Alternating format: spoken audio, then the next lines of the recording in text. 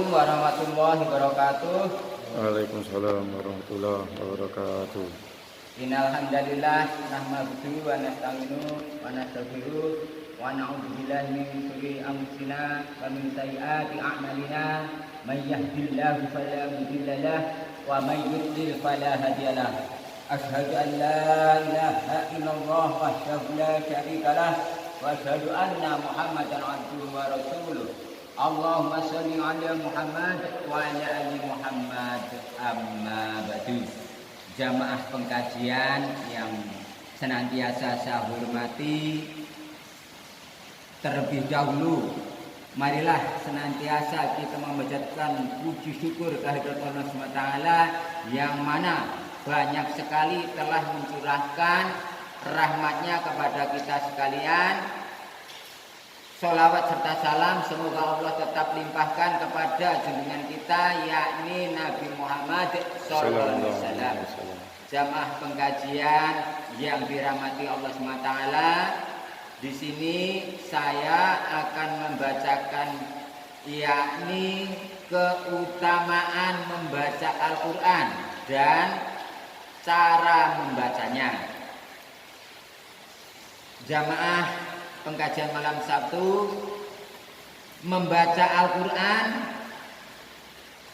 Al-Quran adalah kitab suci yang merupakan sumber utama dan pertama ajaran Islam, menjadi petunjuk kehidupan umat manusia, diturunkan Allah kepada Nabi Muhammad SAW sebagai salah satu rahmat yang tak ada taranya bagi alam semesta.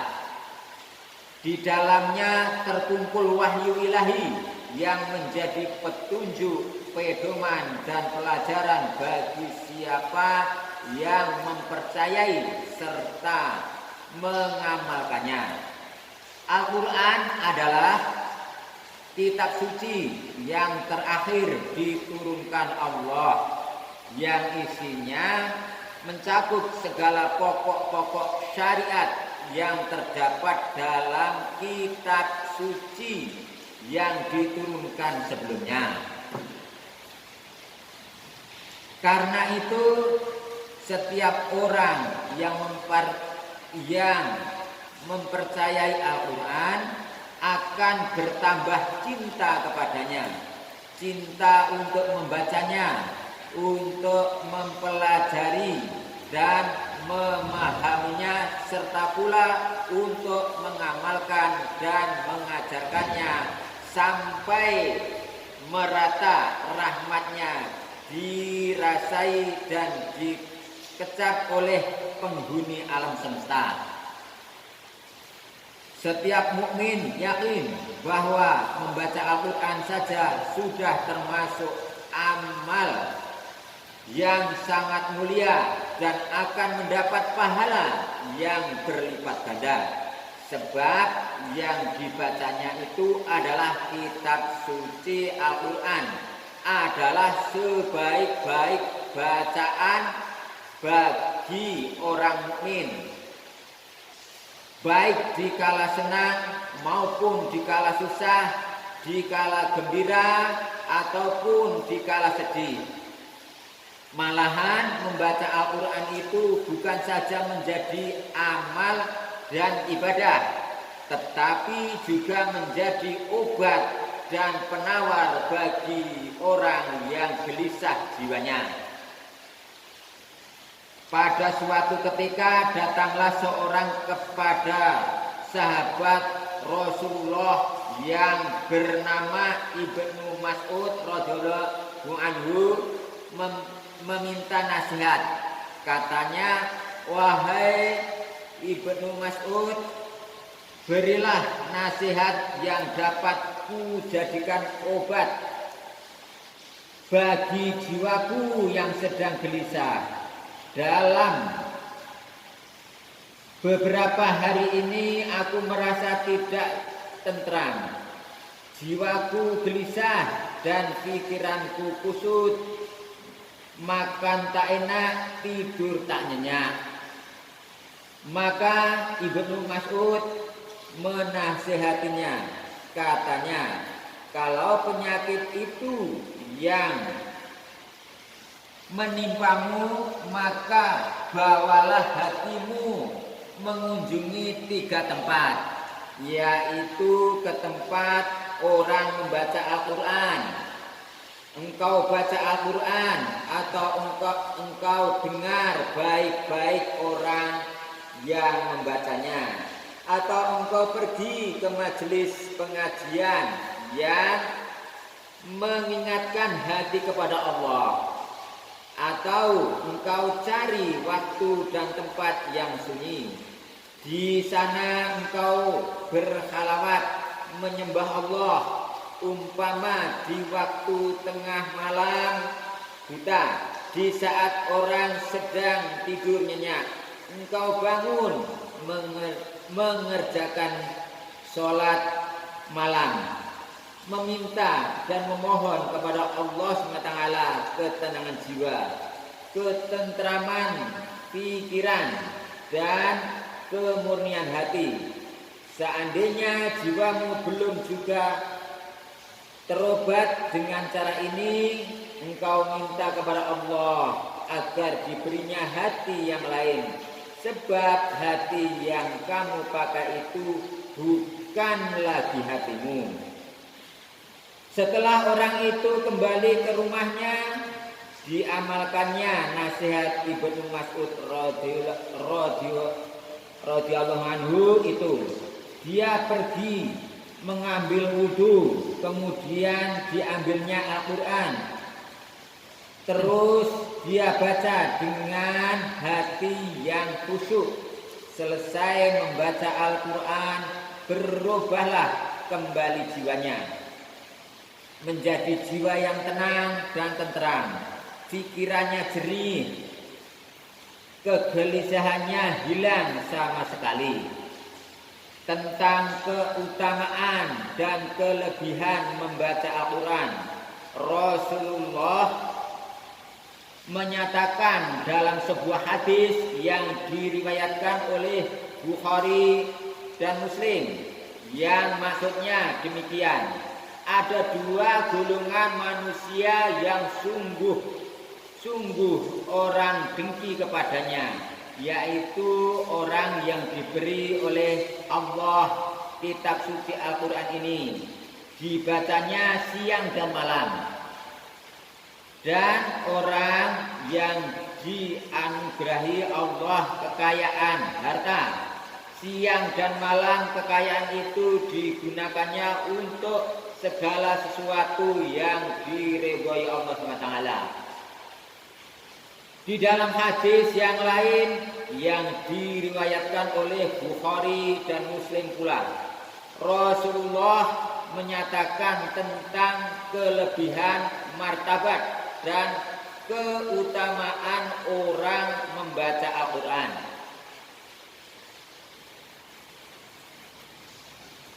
Adalah seperti bunga utrujah, baunya harum dan rasanya lezat.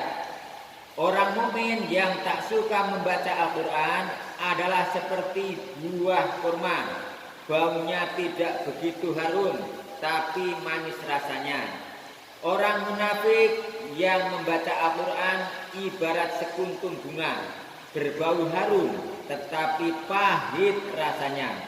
Dan orang munafik yang tidak membaca Al-Quran, tak ubahnya seperti buah hanzalah, tidak berbau dan rasanya pahit sekali. Jamaah pengajian yang dirahmati Allah SWT, dalam sebuah hadis Rasulullah juga menerangkan bagaimana besarnya rahmat Allah terhadap orang-orang yang membaca Al-Quran di rumah-rumah ibadah, masjid, surau, musola, dan lain-lain. Hal ini dikuatkan oleh sebuah hadis yang masyhur lagi sahih, yang artinya sebagai berikut: kepada kaum yang suka berjamaah di rumah-rumah ibadah, membaca Al-Quran secara bergiliran dan ajar mengajarkannya terhadap sesamanya, akan turunlah kepadanya ketenangan dan ketentraman, akan terlimpah kepadanya rahmat, dan mereka akan dijaga oleh malaikat. Juga Allah akan selalu mengingat mereka. Diriwayatkan oleh Muslim dari Abu Hurairah. Dengan hadis di atas nyatalah bahwa membaca Al-Quran baik mengetahui artinya ataupun tidak adalah termasuk ibadah, amal soleh, dan memberi rahmat serta manfaat bagi yang melakukannya, memberi cahaya ke dalam hati yang membacanya sehingga terang benderang, juga memberi cahaya kepada keluarga rumah tangga tempat Al-Quran itu dibaca. Di dalam sebuah hadis yang diriwayatkan oleh Baihaqi dari Anas radhiyallahu anhu, Rasulullah bersabda, hendaklah kamu beri nur cahaya rumah tanggamu dengan sholat dan dengan membaca Al-Quran. Di dalam hadis yang lain lagi, Rasulullah menyatakan tentang memberi cahaya rumah tangga dengan membaca Al-Quran itu dalam hadis yang diriwayatkan oleh Daruqutni dari Anas radhiyallahu anhu. Rasulullah memerintahkan, perbanyaklah membaca Al-Quran di rumahmu. Sesungguhnya di dalam rumah yang tak ada orang membaca Al-Quran akan sedikit sekali dijumpai kebaikan di rumah itu, dan akan banyak sekali kejahatan, serta penghuninya selalu merasa sempit dan susah. Mengenai pahala membaca Al-Quran, Ali bin Ali Thalib mengatakan bahwa tiap-tiap orang yang membaca Al-Quran dalam sholat akan mendapat pahala 50 kebajikan untuk tiap-tiap huruf yang dibacanya. Tentunya yang sesuai dengan ilmu tajwid, yang tartil, makhraj-makhrajnya, dan lain-lainnya menurut ilmu tajwidnya. Kemudian membaca Al-Quran di rumah,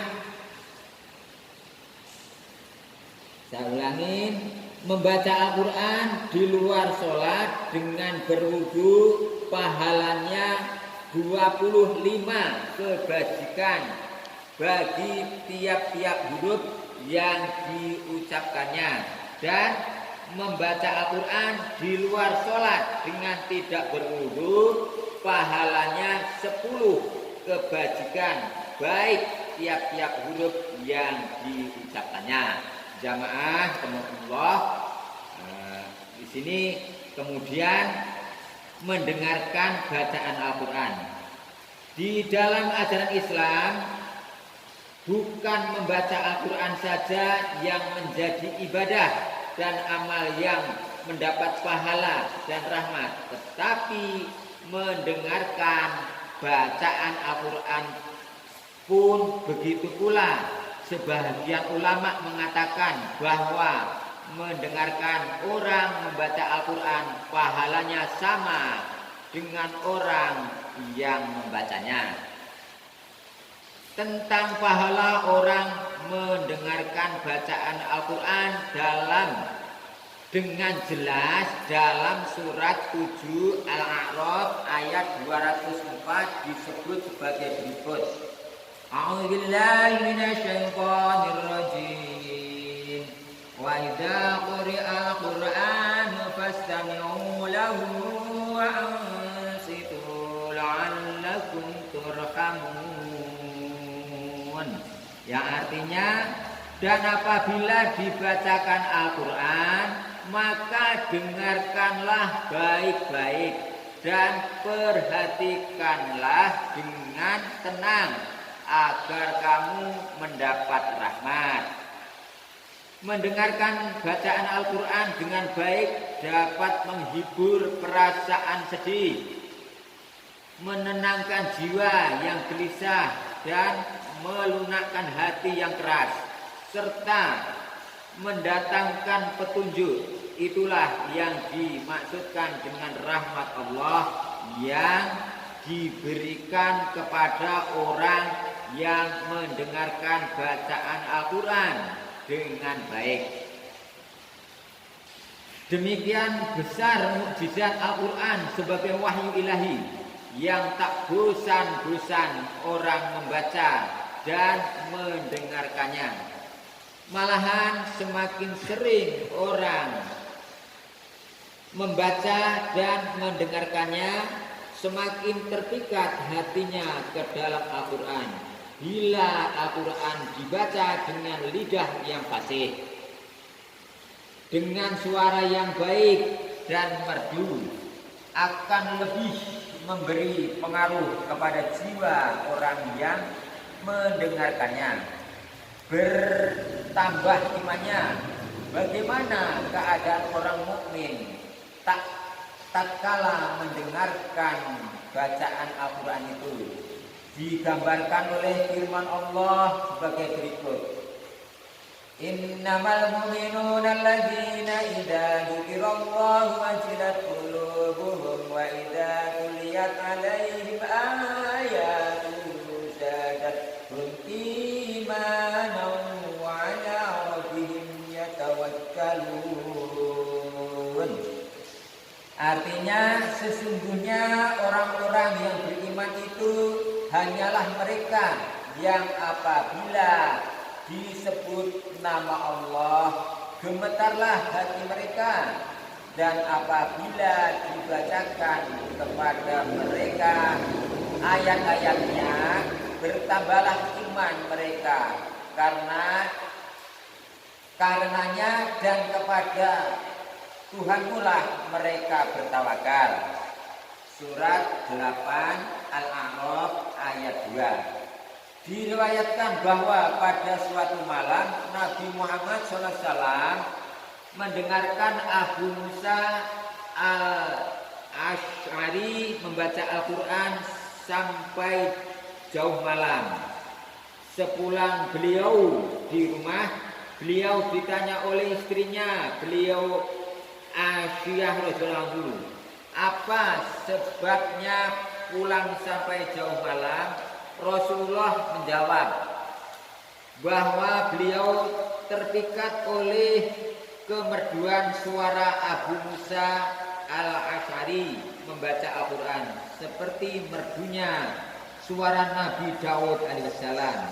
Di dalam riwayat banyak sekali diceritakan betapa pengaruh bacaan Al-Quran pada masa Rasulullah terhadap hati orang kafir yang setelah mendengarkan bacaan Al-Quran itu. Tidak sedikit hati yang pada mulanya keras dan marah kepada Muhammad SAW serta pengikut-pengikutnya berbalik menjadi lunak dan mau mengikuti ajaran Islam.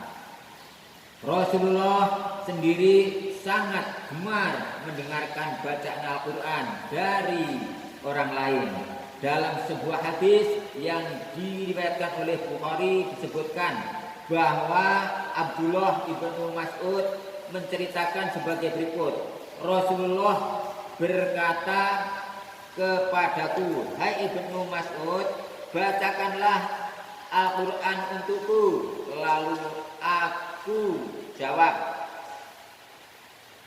Lalu aku menjawab, apakah aku pula yang membacakan Al-Quran untukmu?